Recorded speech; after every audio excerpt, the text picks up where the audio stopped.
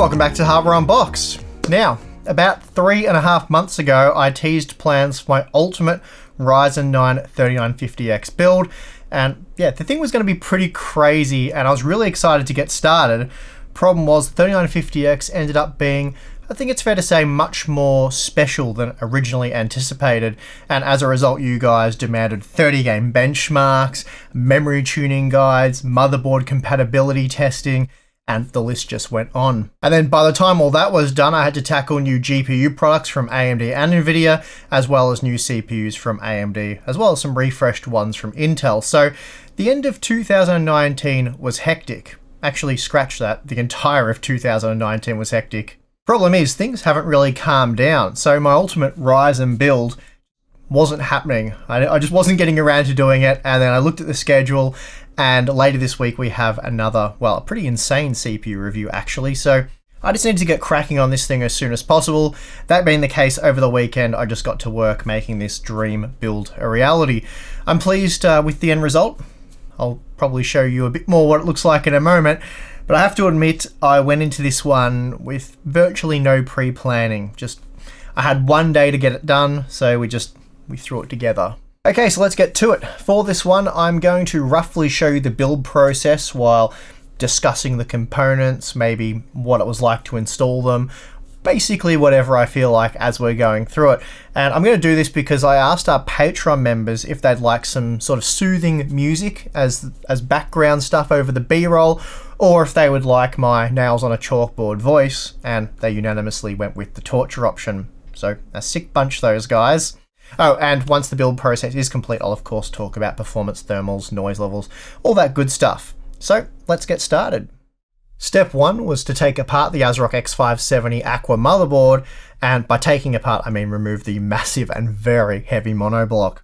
This motherboard is super heavy, tips the scales at 2.6 kilograms, and that makes it the heaviest board I've come across. The first thing you'll need to do is remove the top M.2 heatsink, and I also removed the lower M.2 heatsink as well, just because I was installing some additional storage here later. Once the M.2 heatsinks are removed, you'll need to flip the very heavy board over and remove a series of screws that secure the massive monoblock to the CPU socket, VRM and X570 chipset. At this point, it's important to be really careful flipping the board back over, as just the suction from the thermal pads is holding the monoblock on. There's also an LED cable at the bottom, so you want to make sure that's removed correctly and not just ripped out. At this point, the X570 Aqua is ready to receive the Ryzen 9 3950X, so let's drop that in, dab on some thermal paste, and then repeat the process. I've got to admit though, I play around with expensive PC hardware on an almost daily basis, and this one did have me sweating a little bit. The block weighs so much that just a small slip up will see it smash whatever the hell's in its way. So it's important you take your time and be really careful here. The last thing you want to do is damage your $1,000 motherboard or your $750 US CPU. Now, with the block seated correctly, the next step is to flip the board back over while simultaneously holding the monoblock to the board so it doesn't fall off. Then it's just a matter of screwing the thing back on and the hard part's done. With the motherboard still out of the case, this is a good opportunity to install the memory, though really it's almost just as easy to do this with the board installed. Anyway, we have 4 DDR4 DIMM modules providing us with 32GB of Corsair's Dominator DDR4 3000 memory. This is also a good time to install the M.2 drives, and I went with a pair of Corsair 4 Series Gen 4 PCIe MP600 2TB SSDs. Simply slot them in and then screw the covers back on, though just make sure you remove the plastic film over the thermal pad on the heatsink. Now, before installing the X570 Aqua, I removed the standard Corsair Carbide Series 678C case fans, since I won't be using those, and getting rid of them now frees up a bit of space for working in the case. Since the Aqua features a pre-installed I/O shield, you can just drop that thing in, place it carefully in the case. Again, it's a very heavy, expensive motherboard, so it's a little bit trickier than normal. The 678C features 4 3.5-inch drive cages on the front, along with an external 5.25-inch bay at the top, all of which are in the way for this particular water-cooled build, so I set about removing them, which wasn't too difficult. With the drive bays removed, it was time to secure the radiators. For this build, I'm using a 280mm and 360mm version of Corsair's XR5 rads. I decided to place the 360mm radiator on the top, with the 280mm model in the front. At this point, I wasn't 100% sure how I'd route all the tubing, but I just decided not to directly link the rads together. So the top mounted radiator was oriented with the connectors at the rear of the case, and then the front rad with them at the top. I then fitted all the appropriate components, such as the radiators, the monoblock, the graphics card, and so on, with Corsair's XF hardline fittings.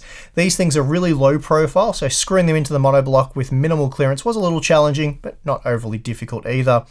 I have to say the fittings do look really nice though, and I'll talk more about them later on in the video. For now, let's get the fans installed, and for this we have Corsair's ML120 Pro and ML140 Pros. Naturally, the top 360mm radiator was paired with a trio of ML120s, while the front 280mm radiator got a pair of ML140s. I'm going to skip over boring you with all the wiring details. Wiring in RGB fans is a bit of a pain, but if you want that sweet bling, you'll need to prepare yourself for a serious cable management session. Next, I set about working out where I'd mount the pump and reservoir. The options here are pretty limited, and in front of the front-mounted fans seems to make a lot of sense. Once that was sorted out, I decided it was time to mount the water block to the GeForce RTX 2080 Ti, and this meant dealing with NVIDIA's 1 million screw Founders Edition graphics card. Once all 1 million screws are removed, gently pry the PCB away from the cooler and remove the ribbon cable. At this point, it'll pay to clear up the thermal paste and remove the factory-fitted thermal pads. By gently scraping them off with a flathead screwdriver, you can remove them as a single piece, and I like to reapply them to the heatsink in case I need to use it again in the future. With the card now cleaned up, it's ready to receive the XG7 20 series block. Corsair has made this process so bloody easy, it really was a pleasure.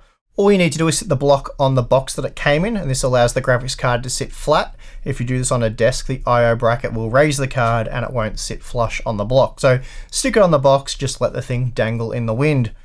And once the block is on the box, you can then flip over the card and align it with the cooler, then pop on the back plate, secure the screws, and you're done. Easiest water block install I've ever done, minus the 1 million screws for the FE card. With the block installed on the graphics card, it's now time to slot it into the build, and you do that in the typical fashion. And I have to say already, the XG7 block looks amazing. Just quickly, here's the power supply going in. Pretty standard stuff here, nothing crazy. I went with the Corsair RM series RM850X. You could certainly justify a more extreme power supply for a build of this caliber, but truth be told, this thing will be more than enough. And there we go, all the bits are now installed inside the 678C. It's time to spend a few hours measuring and bending tubes to connect everything up. By this point, I was running out of time, so I quickly got to work to connect everything up, but I didn't film the process. This really is a very time-consuming and largely repetitive process, so I'll spare you the details and just jump to the finished product.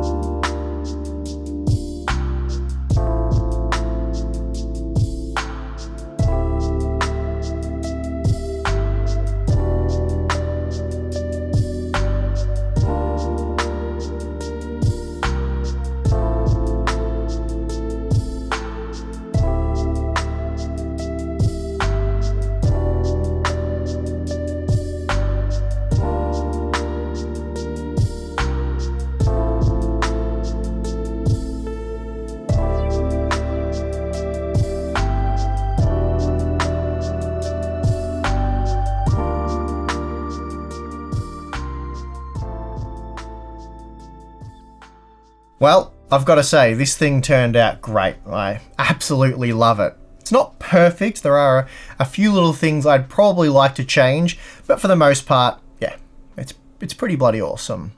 For now, the graphics card is mounted horizontally and it works well, and the reason I went this way was to show off the X570 Aqua motherboard as much as possible, but I didn't realise how fantastic the Corsair GPU block looks, which doesn't really make that much sense given I saw dozens of them at Computex last year. I guess I was just mostly focused on the ASRock motherboard. So with a do-over, I might mount the graphics card vertically, so it faces outwards. Not 100% sure on that one. I also messed up the tubing that goes to the graphics card. Doesn't look great, bit ugly. I could have done a much better job. No real excuses for how ugly those ones look. I suppose I am a bit rusty. I haven't done any hardline stuff for over a year now. So yeah, it's been quite a while, bit rusty. By the time I got to doing the radiators and the monoblock and all that stuff, the rust had sort of, I shook the rust off. So I got a lot better there, a lot cleaner, a lot nicer. Very pleased with those. Yeah, I'll probably redo these before too long. But anyway, they'll do for now. I guess messing these up, at the very least, it's given me the opportunity to change the way the graphics card's mounted. So let me know what you guys think. Should it face outwards and sort of block half of the motherboard? You can't really see under it that well anyway. But yeah, let me know what you guys think. Should I leave it horizontally mounted or change it to be a vertical mount? Also, I would like to upgrade the power supply cables using some sleeved cables with combs. The stock cables that came with the RM850X, they don't really do this build justice. So yeah, that is something I'll probably upgrade in the not too distant future. I'll probably just go with black cables though, sort of keep the stealthy look going that this system seems to have. Okay, so let's talk about the build process. Some of the things I liked, and then some of the things that I didn't like, or at least not as much as I thought I would. What I really liked were the Corsair fittings. Not only do these things look great, but they are super easy to work with. Some of the bends weren't 100% straight, some of them. I thought that'd be a problem, but no, the pipes, although they weren't 100% straight by the time they went into the fitting, they still seemed to go in there. I thought that might cause leaks and not 100% sealed, but yeah, wasn't a problem at all. So they are very flexible and very easy to work with, so that's great. So yeah, the fittings are top notch, certainly the best I've used to date, and I have worked with a range of fittings from brands such as Bits Power, Thermaltake, and EK, for example. Something that I haven't worked with before is PMMA or acrylic tubing. In the past, I've always used PETG tubing. Not really by choice, it was just provided with the kits that I used. So yeah, in the past, I found PETG super easy to work with, very flexible, and just amazingly easy to cut and very difficult to damage. Heat treating it is also very quick and easy, and I found damaging it by generating too much heat was very easy to avoid. So all in all, no issues with PETG, and for novice users getting into hardline tubing, I've found it to be really good. So what about acrylic tubing? Well, I've got to say, I didn't love it. This stuff is harder to cut, it cracks more easily, and it is way more difficult to heat and bend. At least it was in my experience. Now the cutting thing, not really a big deal. All you need is a fine saw blade, and as long as you're not too ham-fisted, you probably won't crack it. The issue for me was the heating and bending process. It's just a lot more difficult, or at least a lot different to what I'm used to with PETG tubing. Basically, it does take longer to heat up, and I found the margin between hot enough to bend and too hot where it bubbles was very close. So basically what I'm saying is the margin for error with PETG is much greater, again, at least in my experience. But I'm not saying acrylic is bad, I'm just saying based on my very limited experience, PETG was much easier to work with. So if you're not an experienced tube bender, that's probably something to keep in mind. The good news being, once correctly done though, this stuff looks great and it is super clear. It's my understanding that acrylic tubing offers better chemical resistance, it's less likely to scratch or scuff up, and it is a little clearer from the get-go. So with more practice, I'm sure I'd get used to working with acrylic tubing, and I think long term it will actually look better. As I said, probably better chemical resistance there, so it won't stain and scuff up and stuff like that. So a little bit more durable in that department, but yeah, it can crack easier if put under too much pressure. The good news is you're looking at pretty much the same price between acrylic and PETG tubing, so it's about $7 per meter, $7 US that is. So you can always buy a lot more than you need. I think I only used about 1.5 meters to do this build. I only really badly messed up one. As I said, these two here, you could consider them messed up because I will redo them. They're not as nearly as nice as they could be. But yeah, 2 meters would have been plenty. Basically though, I need a lot more experience with both materials to come to any real conclusions regarding which one I prefer. The pump and reservoir combo is really nice. It's quite easy to install and it is very quiet. It's in full operation as we speak.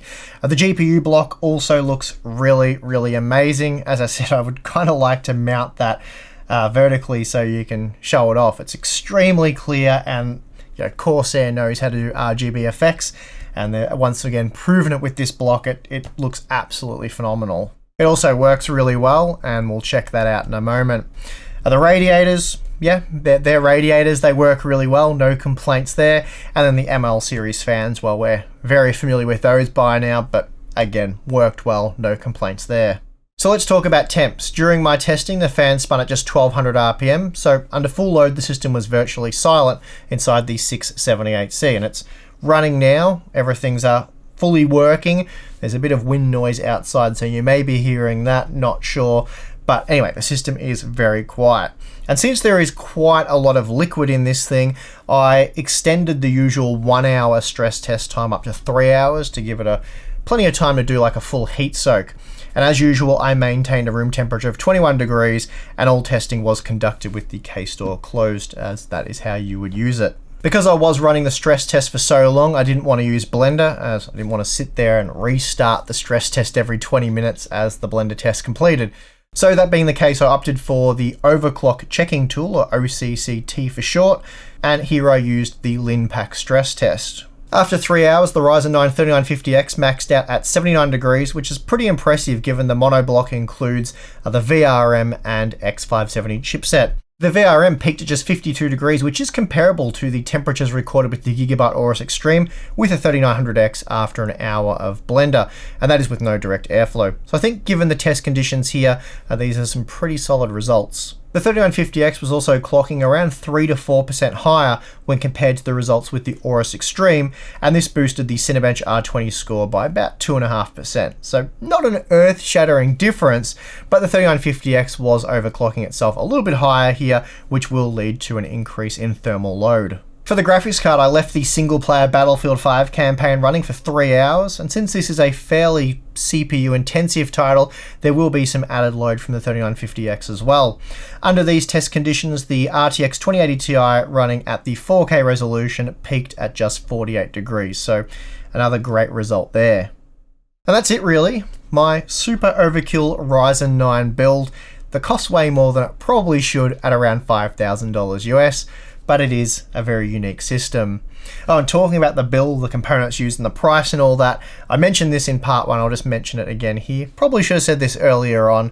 I feel like most of you will probably have worked this out, but this is not a build guide. It's more of a let's build a crazy PC because we can video. So yeah, not a build guide, not necessarily suggesting you use any of these parts, but yeah, some of them make sense, some of them not. The Corsair Hydro X stuff was really cool. Obviously things like the memory, the graphics card, RTX 2080 Ti, if you've got a boatload of money to spend on a graphics card, it is pretty awesome for 4K gaming, but not probably our first recommendation. The Aqua motherboard, again, super impressive motherboard. Not sure I'd recommend spending $1,000 on a motherboard, but if you've got the money to burn, then I guess why not? There's certainly no real drawbacks to it other than the price. It's really unique, looks awesome, works well. And yeah, I think that's pretty much everything in the build. But yeah, just to be clear, not a build guide, and I'm not trying to sell you on this system. I was going to pull this system apart and recover some of the parts that we use for testing on a fairly regular basis, such as the RTX 2080 Ti and the 3950X, but I think I'm going to keep this system as is and put it to use around the office, because it's just, I absolutely love it. Yeah, I can't really bring myself to pull it apart. So yeah, I think it's going to stay as is. I'll probably have to acquire another graphics card, another 3950X, but yeah, that's something I'll have to work out. But yeah, I don't think I can bring myself to pull this thing apart. I'll just be doing a few upgrades and things like that. So yeah, let me know what you think of the build, and if you've got any thoughts, comments, stuff like that, as always, just drop it below in the comments section and I'll be sure to read it. But other than that, that's really done for this one. I've actually got to run because I have some serious testing to do for a video that will be landing on the channel later this week. Lots of benchmarks and stuff like that. So make sure you keep an eye out for that one. Of course, there'll be some more content from Tim. I think he's got 1 or 2 videos coming up before then. Anyway, if you enjoyed this video, you can follow us on Patreon. And yeah, that's going to do it for this one. Thank you for watching. I'm your host, Steve, and I'll see you again next time.